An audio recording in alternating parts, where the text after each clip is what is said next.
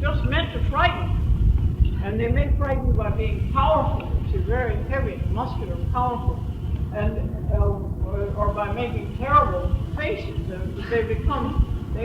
They are guardians either in tombs or just guardians for your house. So there's a great demand for them, and they take on all kinds of wonderfully different appearances. Because they begin to sort of grow vegetable qualities as well as animal qualities. And sometimes they're very, very strong. Sometimes they're just terrifying. It's meant you just feel the brutality of this figure, the enormous, terrifying brutality of the figure. And that's one of the things that the tongue can do. You see, it can actually, it can deal with the most powerful and the most vigorous and the most even brutal and ferocious kinds of things. And Sung Khan, here's another little guardian who's turning into a turnip for him. Sometimes you're really very funny. You can see what combinations of things like animal feet and extraordinary ears and those strange wings. They're meant to frighten other demonic figures. It's interesting to see from the point of view of what people find frightening. I mean, if you're really going to try to make a figure which is frightening, what are you going to do? And the Chinese had years of practicing and doing it. And even the things that you think wouldn't be affected by an interest in reality and the real world, such as religious figures. By this time, China is, of course, Buddhist. This is the Tang period still. And it's a great period for the making of Buddhist figures. And immediately before, the work is like this. I mean, it's really a two-dimensional. It's really very visionary. It's an icon. It's something which functions almost entirely as a sacred object to gather the mind or to gather the self for prayer or meditation. And it's because it has that function, it can't afford to be too much in the world. It can't afford to be too physical, too there, too present.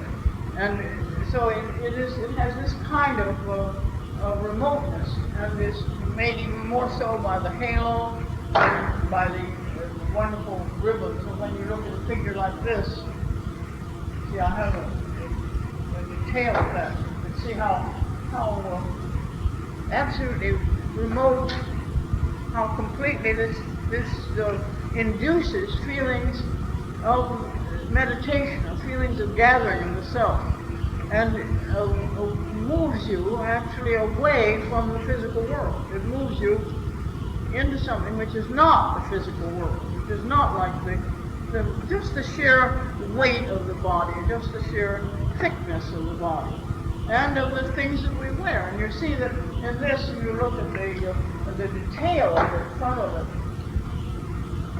See, there isn't any body under that. There isn't any visible being under that. And the thing which it is a marvelously rhythmical arrangement of lines, and the sense of this knot of the garment, all living in, all really affirming a world which is not this world, which is not the physical world. But it makes that world believable. It makes that world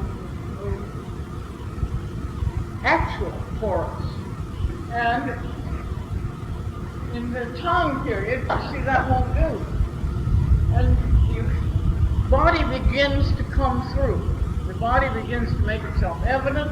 And if you look at this,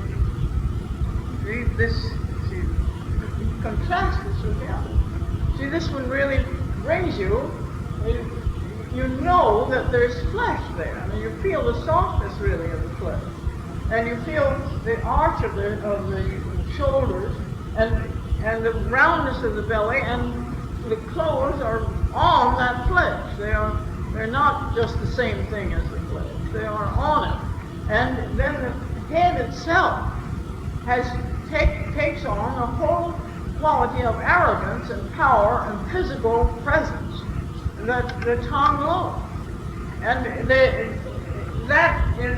never leave. They're not going to depart from that. And actually, it's not going to change. These are such marvelous things. I like to show them just because they're so extraordinary looking. This is stucco. And they're the tongue. And one is the Bodhisattva, that is a saint, really. And the other is Ananda, who is a follower of Buddha. But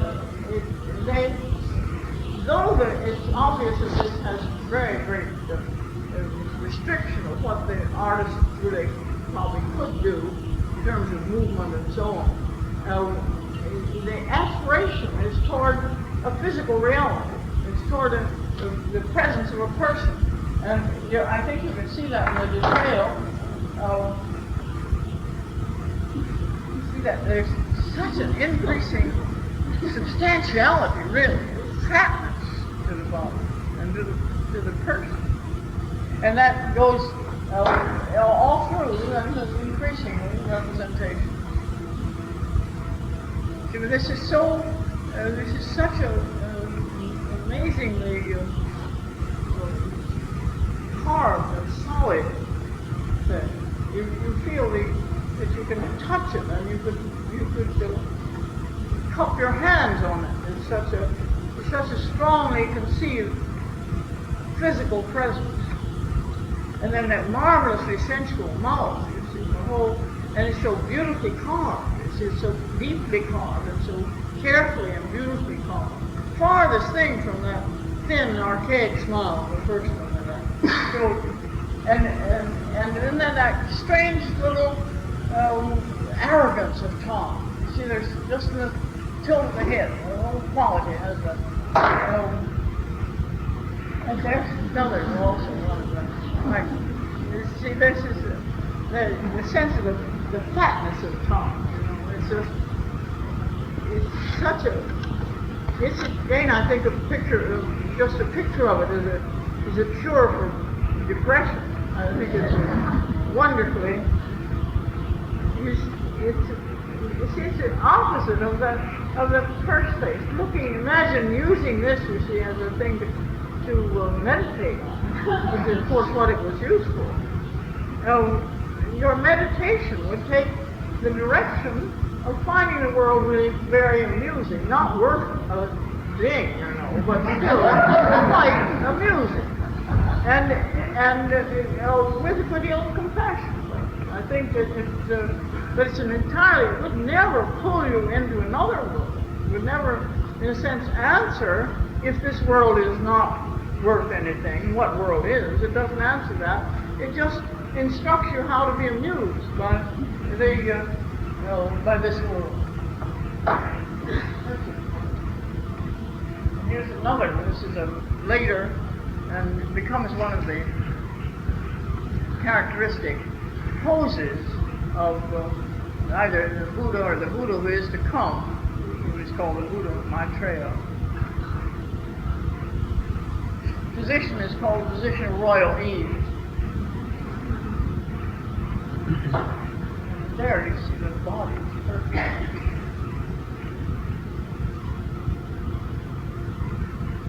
Extraordinary.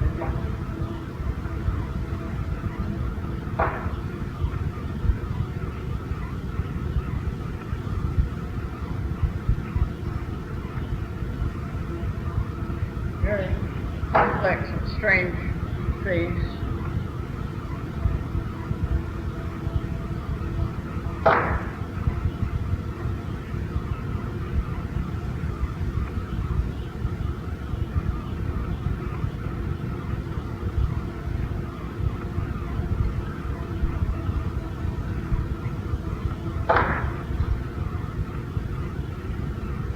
I'll show you also some things which would really be like genre painting. And this is some scholars, 4 scholars outdoors,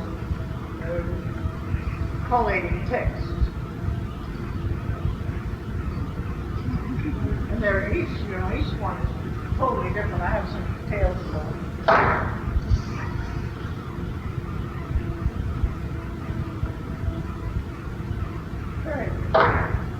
Very nicely. See how totally unlike the others he is. He doesn't really he's the one that's leaning over on the other side. He's on the other side of the tree. The pleasure is in seeing them as separate people, seeing them as actual people. Here's some more scholars, again, studying texts.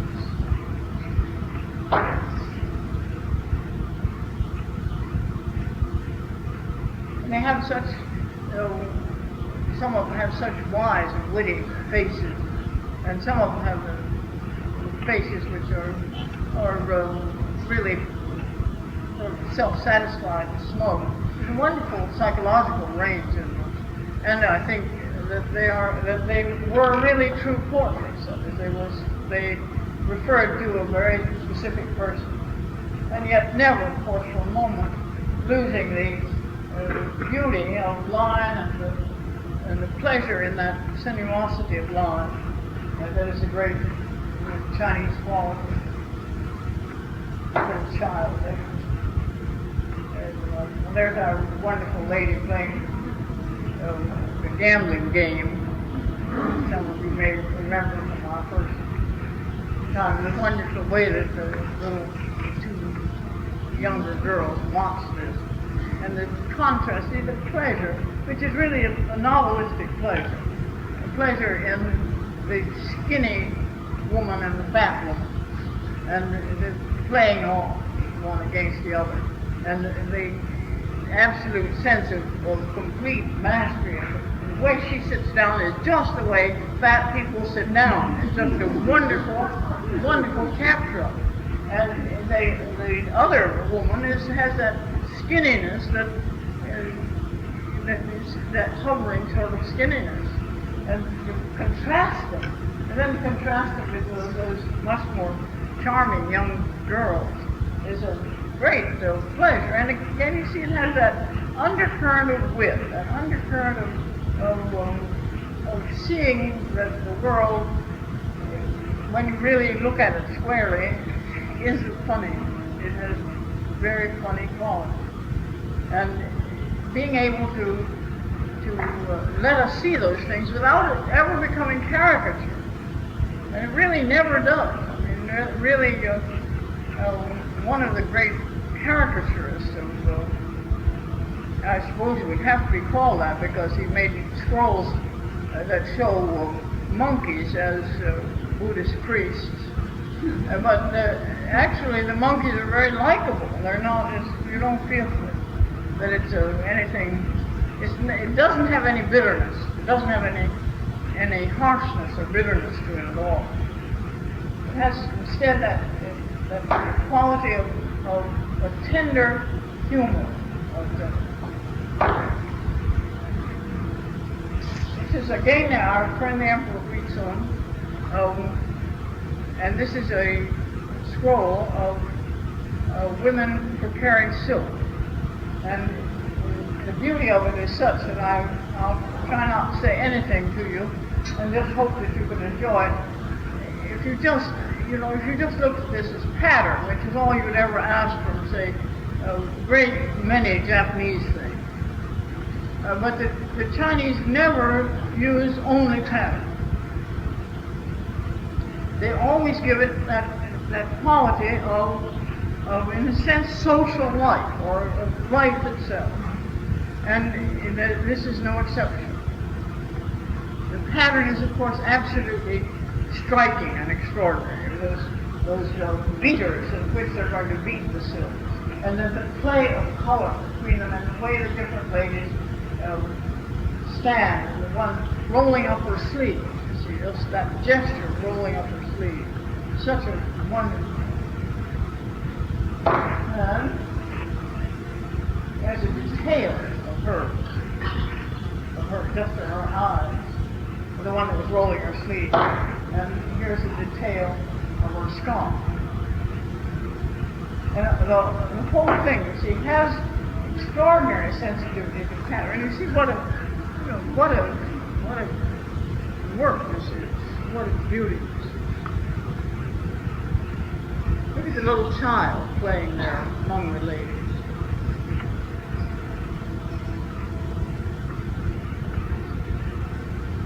How beautifully their hair makes this emphatic black movement. There's the girl.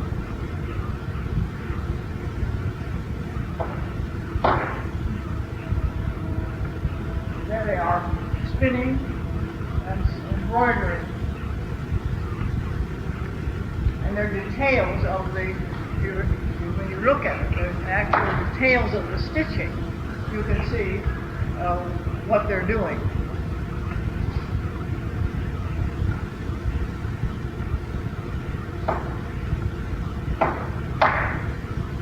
There's the detail.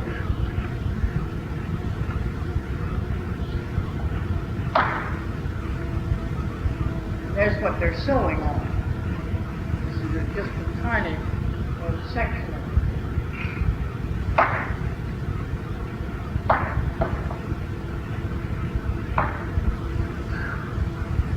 Thank you very much.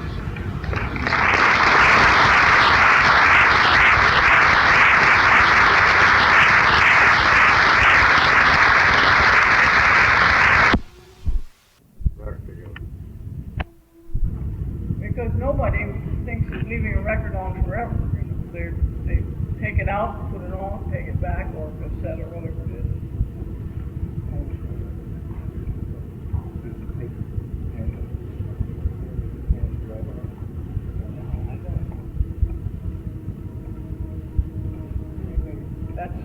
That's a much older thing of an immortal.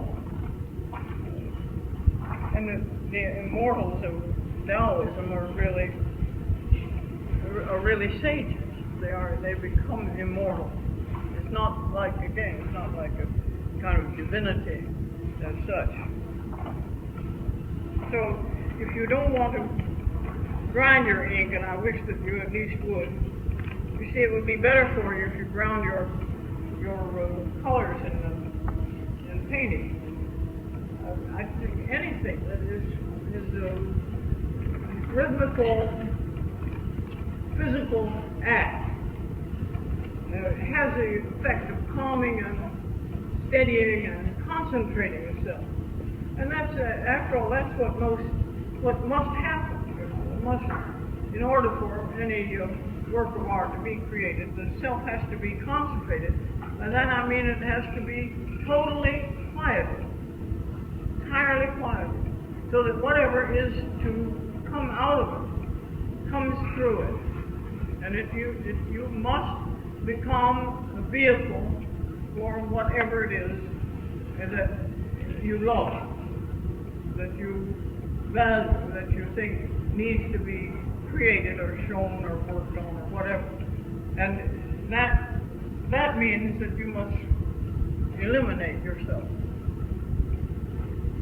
So, with that little demonstration, let's look at some of the other things. Mostly the things that I'm going to show you are Sung paintings. I'll get that. Thanks. Because Sung is the great period of Chan Buddhism, and it is the time of the greatest development of painting, of Sumi painting. Let's have the screen down, or rest the lights off, and all that stuff. That's possible. I like the action up there, so it must be. That's it. Well, there's the bamboo forest. It's a little bit on its side. But you can see how that it's the brush that does it. You know, the brush is light and quick, and is really strong, but very light. Let's look at the next one.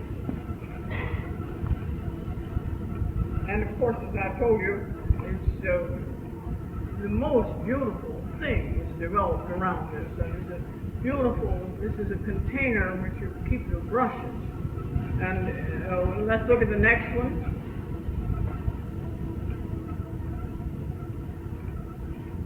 And there is an inkstone, but in set, you see, in this marvelous container. Look at the next one, and then everything. You see what was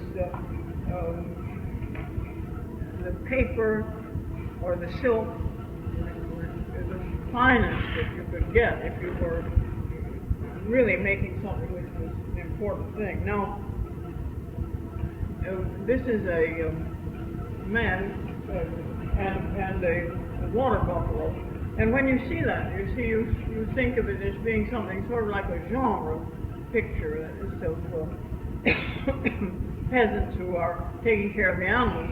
But actually, this is a symbolic, and comes from a Taoist idea of the soul, and of again that harmonization of opposites, so that man and animal nature are harmonized.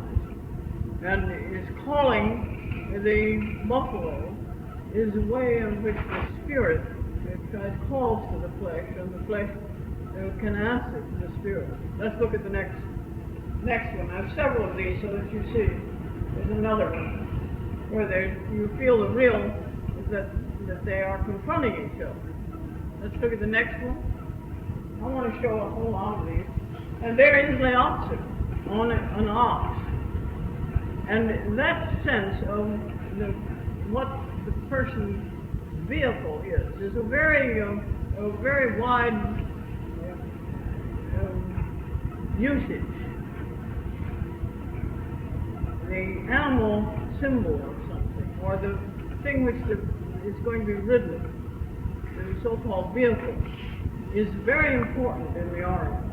And in India and in China and in Japan, that the sense that you are carried by something. And here, Laozi is carried by the ox. And the whole, one of the, insofar as you can say what the Taoism says, it says that the thing which is weak is really the thing which is strong. And that the water wears down the mountain. Water seems to be helpless and easily diverted and light to touch and so on, but it will wear down the mountain. And the sense that the thing which is humble is the thing which is to be exalted.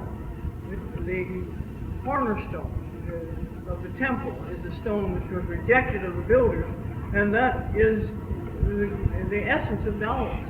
It's the nature of Taoism.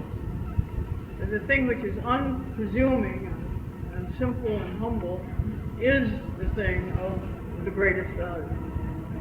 So he rides the ox, simple and really a beast of burden. Let's look at the next one. And of course then the mountain water pictures, because the word mountain water is the word for landscape in Chinese.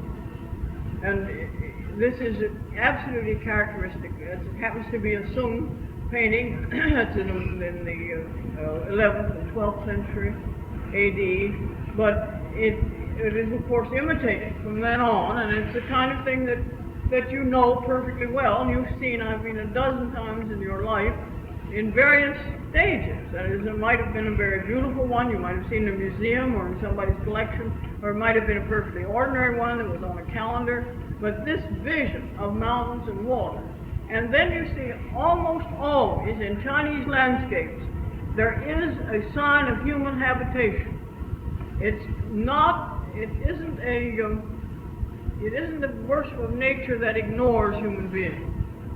And here you have a retreat, a little pavilion or house, refuge in the mountain. And this is exactly what people wanted at this time and what they had. You see, they took vacations to the mountains, and they had literal refuges or houses in the most unoccupied, unpopulated countries of beautiful and astounding mountainous regions. And they stayed there and lived absolutely simple lives. And then they went back to the city and back to their work until they could retire. And they did constantly retire to just such a thing as this. Let's look at the next one. Another. You're seeing the little houses which perfectly fit into the landscape. And the great towering mountains and the trees. It's over and over the same thing. And a waterfall or a stream. Let's look at the next one. And if you see it in detail, this is a detail from the one you just saw. And you see what it is really rewarding to see it in detail. This is called Mountains After Rain, suitable enough for our evening. And there you see the top of the temple that is in the lower part of the picture. Let's look at the next one. There's another. This is from an early period, of the Song period, and it is again, it becomes a great characteristic thing. Let's look at the next one. There's another detail of the landscape. You see how the same trees appear over and over. Why? Because that's the word tree. I mean, that's the vocabulary of the painter. This is a tree, and this is a rock, and this is a mountain, and they are going to be the same. But they are going to convey a different thing. They may convey the sense of the ominous sense of the grandeur and power of the mountains, or they may convey the sense that nature protects us with its mountains, and that the little house that's at the foot of the mountains is protected by the mountains. It's an enormous range of what can be conveyed by and what is to be conveyed is very important, because it has to do with the whole interpretation of life itself, and that this is what that's why they continue to be the same, see, because they are about the meaning inherent in landscape. Let's look at the next one. One of the extraordinary things about Chinese painting is that though it's highly conventional, that is, it's using the same images again and again, it's always possible for there to be an artist who makes a very strong separation of his vision from other people.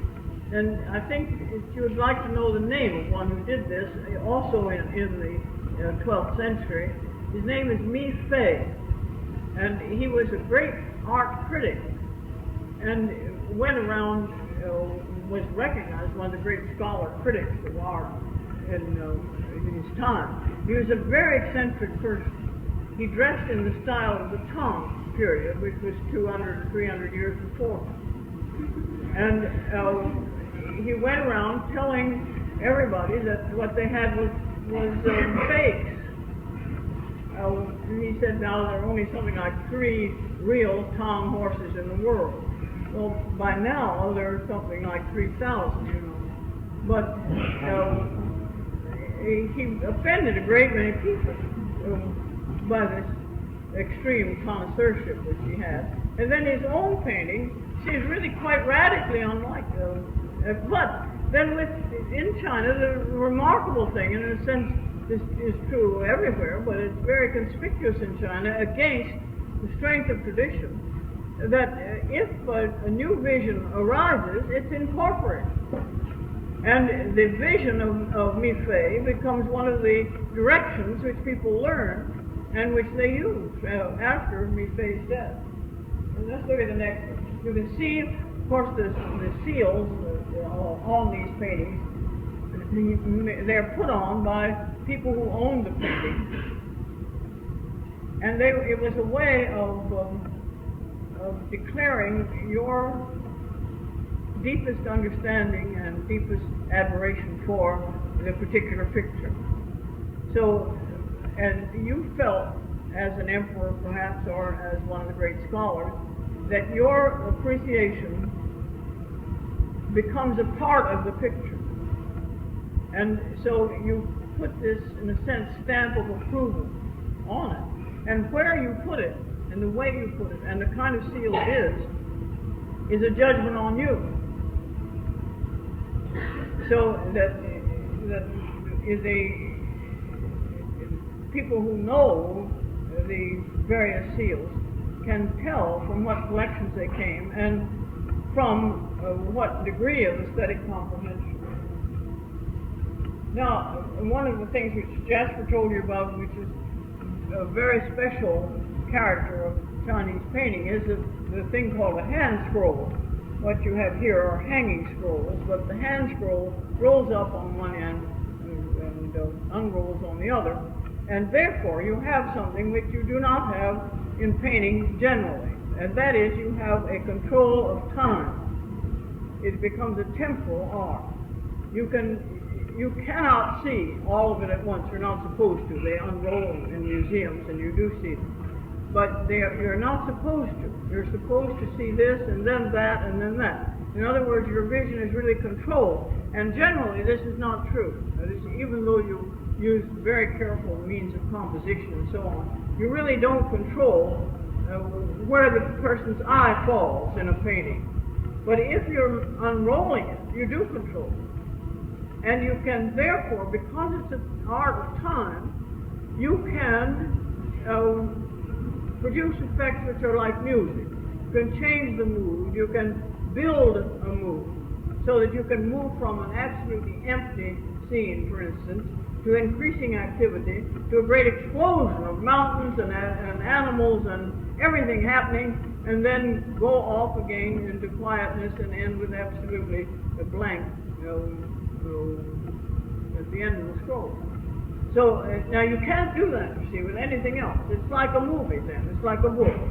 It's another kind of thing that can happen. And that's exactly what we're going to look at here. Now, the next picture I have, let's look at the next one, is a little detail from the upper right-hand part.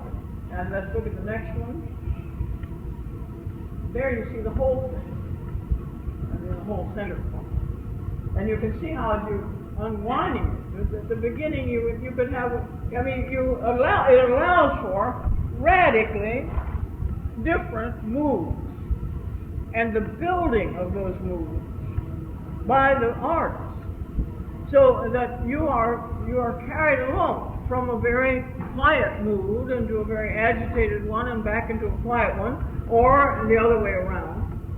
It is something which the artist controls, and it is for this it's really absolutely unique in the world of painting. Let's look at the next one. I have another couple of slides.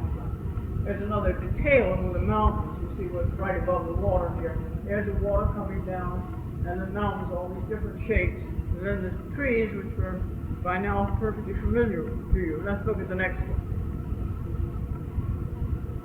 See there again, a very quiet scene. Peaceful. The mountains seem to have subsided. You see, and the waters become wide and peaceful. Let's look at the next. The whole andante here. And it can be something as this, you see, almost entirely empty. Or the next one. You see, after the excitement, after the rush and the power, and in a sense the threat of mountains, then this absolutely quiet and peaceful thing, it can terminate. So that it has an emotional range which is controllable. It's unlike the kind of lack of control that the single painting has.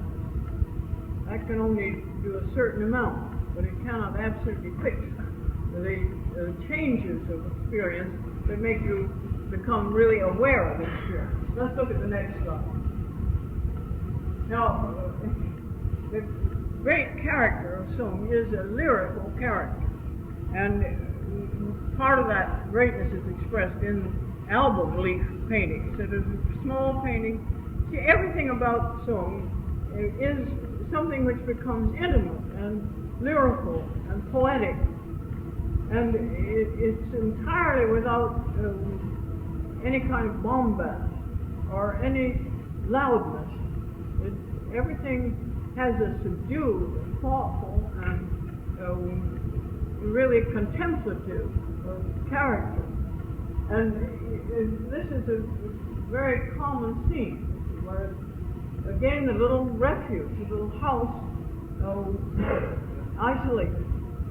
And let's look at the next one. And sometimes this is called a clear and pure view of mountains and rivers. And the titles are often simply marvelous. Let's look at the next one. This is called Sitting on a Rock Watching the Clouds. And that's exactly what he's doing. He's sitting on a rock and watching the clouds. But you see, everything that implies, when you can sit on a rock and watch the clouds, what does that mean about your life? It means that it is a life of lyrical contemplation. It means that you're not a part of a sort of hustle and bustle of life, and Sung was characteristically not such a part. It had a very strong aesthetic quality and a very strong contemplative and poetic quality. And you see it over and over again. It's the real nature of the art itself. Let's look at the next one. See that very quiet little house. Completely. But these are, again, are to be looked at. That people sent them to each other. These are not works by professional painters in the sense that we think of professional painters. They sent them to each other, and they admired them greatly, and then they made a collection of them. Let's look at the next one. This is, again, you see that same aestheticism. This is called Enjoying Spring in the Plum Blossom Garden. Now again, you see, what does that imply? The plum blossom garden means that you have a lot of other gardens too. And this is the one where you go when the plum trees are in blossom. And it means that part of the enjoyment of spring is exactly that, the enjoyment of the flowering thing. And that you have time for this. And that this is important enough for you, so that it also is something that will be painted and that you'll send then to friends. Let's look at the next one. And this one, which is called Whiling Away the Summer in the Lotus Pavilion. See, it's just such marvelous titles. It just relaxes you to think of whiling away the summer in a lotus pavilion, you know. It's not what most of us are going to be able to do in the summer. But there's a whole sense of that actually of retirement, and that's exactly what Sung has. And it's furthermore, it's politically exactly what happened to Sung. Sung withdrew more and more from any kind of political involvement or any sense of running the country or anything. So of course it was then overthrown by the barbarians who came in, the Yuan, came in from the north, Kublai Khan and his people. Let's go to the next one. There's another of the little houses. You see how much they enjoyed things like fog. As they perched on the edge of a lake, and then the fog rises. And then the mountains are almost obscured, and the trees almost obscured. Let's look at the next one. There's the people, the man who's going now to his refuge, and he's accompanied by his servant. And this is essentially the way they lived. You see, they would, it was not something that you went with other friends. You went by yourself to the mountain and to the refuge, to the little shack, and you were accompanied by a servant. Let's look at the next one. You might be waiting on you, bringing you tea, and so on. There's one family of painters called the Ma family, and this is Ma 1, and that are so absolutely characteristic of Song that it's a name that you might find it useful to know. It's spelled, of course, simply M-A, Ma. And Ma 1 and Ma Lin continue the family, and the Ma family continues for several generations. And then the name is used also for whatever follows this. And this is sort of quintessential Song. Exactly what we've been seeing, but carried to a very great height of lyricism, of that curious kind of nostalgia, exactly what we call romantic.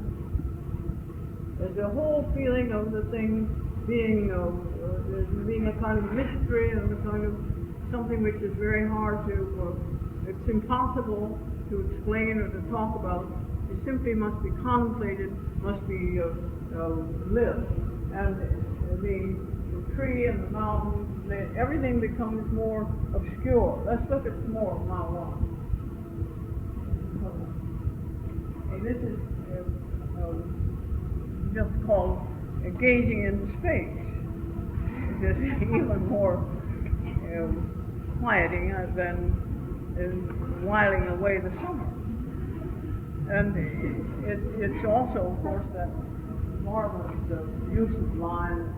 And this tree, I mean, you go to right now to San Francisco and buy a lacquered box, and it'll have that exact tree on it. And it's made in Japan last week. I mean, the thing is that this is an indestructible tradition.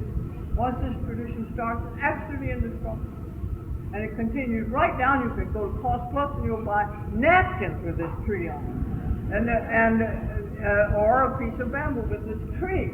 Exactly, the twisted pine is one of the things which they admire enormously. Why? Because it's a humble tree in the sense that it has to undergo these terrible things that make it all twisted that way.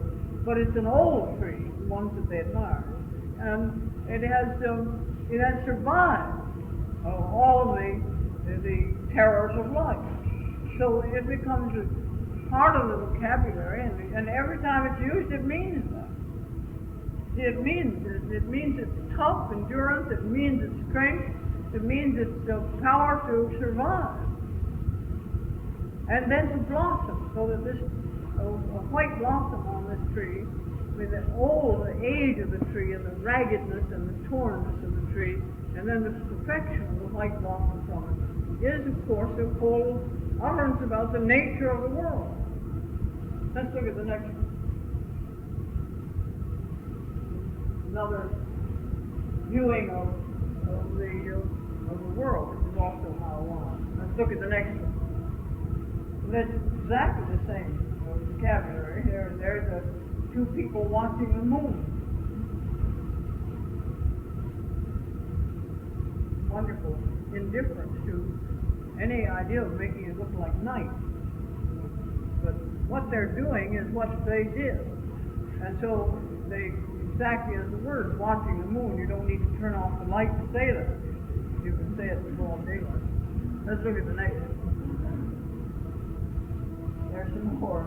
Man and his servant bringing us some tea, and he's contemplating the world. His great sense of the restfulness of the person who has reached the kind of self-knowledge that allows him this kind of peace, this kind of quiet. Let's look at the next one.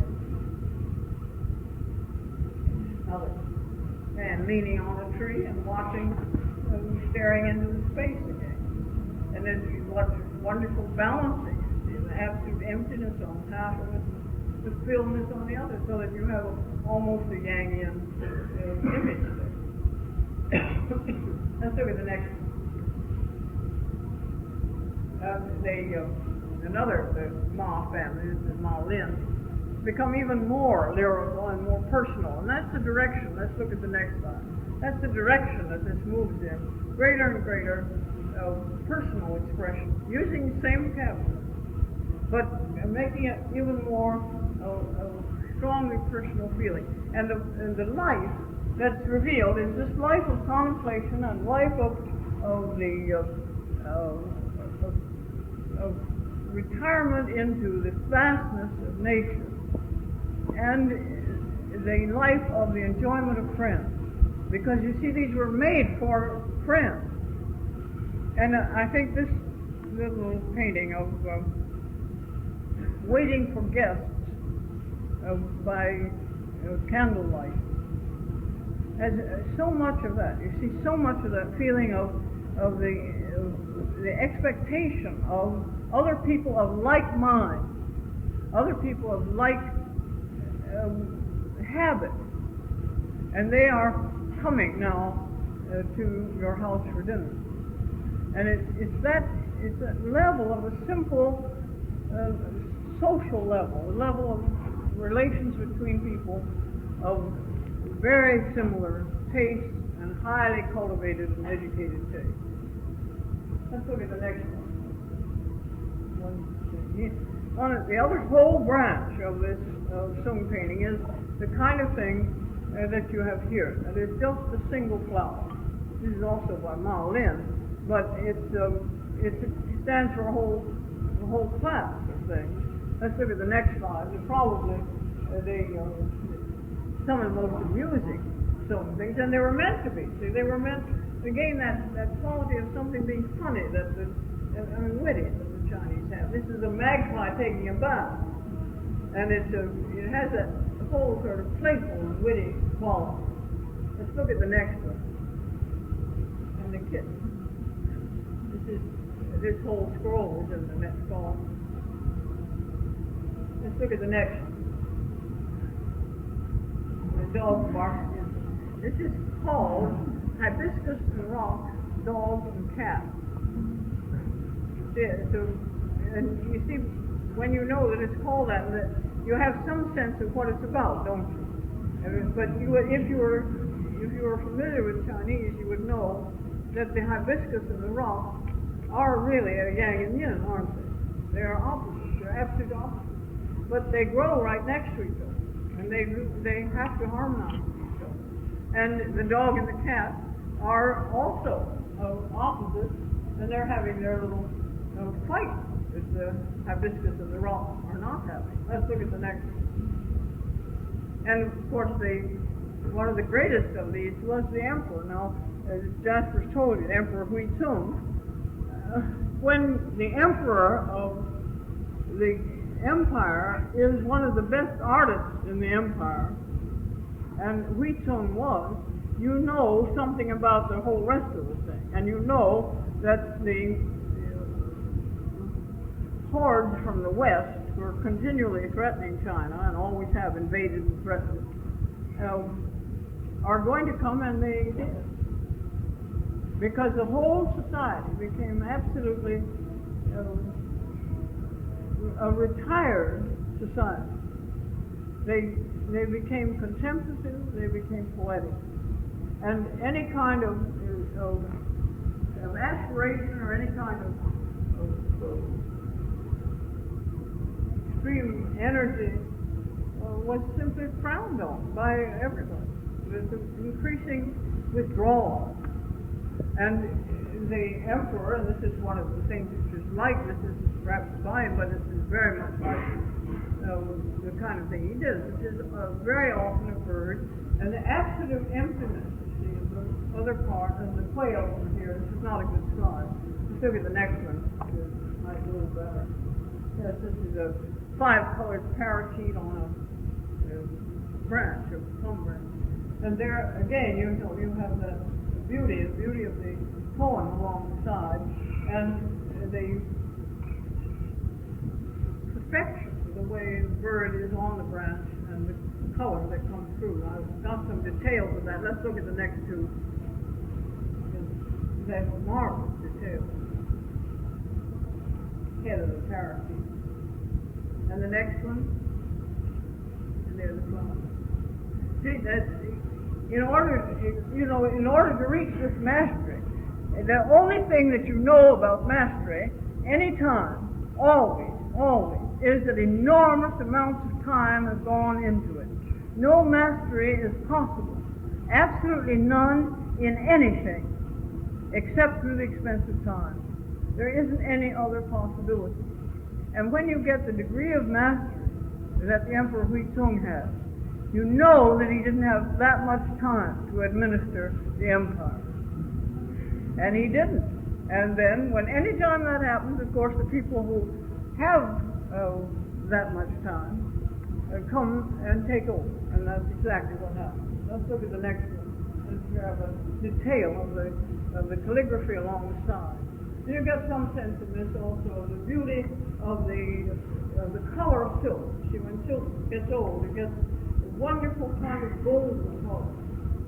And that color gets richer and deeper, and it sets off then the black even more beautiful, which is, of course, enormously enlarged. Let's look at the next slide, because as with any art that depends and tends to be absolutely intimate, it's always small. It simply has to be small. It's meant to be held in the hand or looked at from very close. Not anything which is aiming for anything huge. Another artist who I'm so fond of that I just tell people his name because I love him so. His name is Mu Chi, M-U-C-H-I, and I love him in part for this marvelous monkey and her baby. And let's look at the next slide. Oh gosh, that mother monkey, it just touches me, you know, no matter. I mean, I've been looking at her on and off now for years and years, and I never can see her without smiling or laughing. And her baby is so wonderful clinging to her that way. And there you can see the brush, can't you? You can just see how it's brush heavy with black ink is just put down. And then the spraying of the hairs of the brush make the hairs of the monkey. And it's not anything which has to be labored over. It cannot be labored over. It is set down. Let's look at the next one.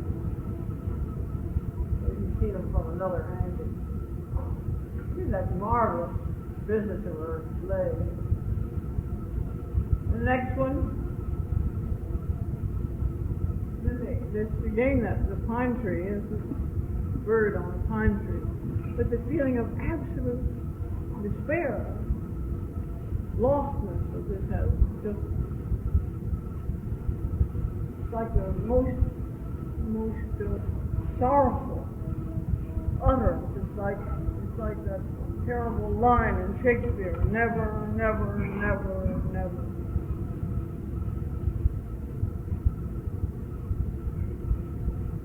Let's look at the next one.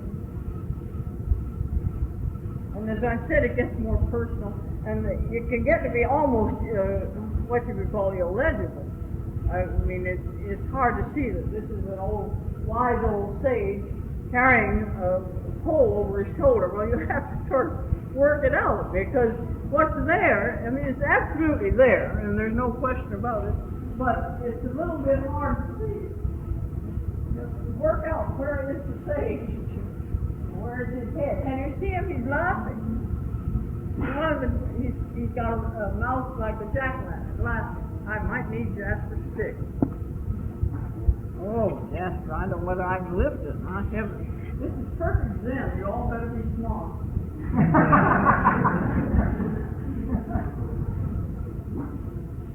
See, his mouth is right up above there.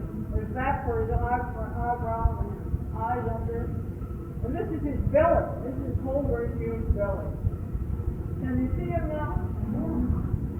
Isn't he wonderful? He's just laughing. And there's a wonderful painting of two people like this. We don't have a slide of them. Standing next to each other in a bridge beside them, and they're laughing that same way and just roaring with laughter. And they are two people who took great oaths that they would never cross that bridge, and this is after they've crossed it. And there they stand, the same night, laughter, the next one, which is one of my. There again, you may have a little trouble in working out this particular sage. He has just the tiniest little face in the midst of that. Little scrunchy eyes and a smashed down mouth. But then you see, you're looking at this, you know exactly how it was painted, except you could never do it in your life. But you can see exactly how it was done. That's what I mean by the absolute transparency of the medium. It's just perfectly clear. The brush was here. It had this much ink. It had water. And there it is, and there he is, striding along. Let's look at the next one, which is one of my absolute favorites. This is called Two Minds in Harmony. And there's the tiger and the sage harmoniously. And he's so, he's such a wonderfully ugly creature, the sage is. The tiger is really quite attractive. But look at the way that's drawn. I mean, look at the rapidity of the brush. Exactness and sureness and rapidity of the brush. It made that whole weight of his arm on the tiger's head. That's just an astonishing thing. Because we know, when we look at that, we feel him leaning on the tiger. And there's nothing there. Just great. Let's look at the next one. There, I think you can see completely how the line works and how the brush works. This is called sage chopping bamboo. And the vigor with which he's doing it, there's the bamboo, same bamboo that you and I could do. You see, in fact, the easiest thing in the world, but not easy to be good, just easy to make it. And the next one, and this is another of the priests or sages tearing up sutras. The sutras are sacred writings, and he's tearing up the sutras. Now that's a perfect Chan thing, perfect Zen Buddhism. Let's look at the next one. When I show you this, I can show it to you. I just show it to you because it's one of the greatest things in the world.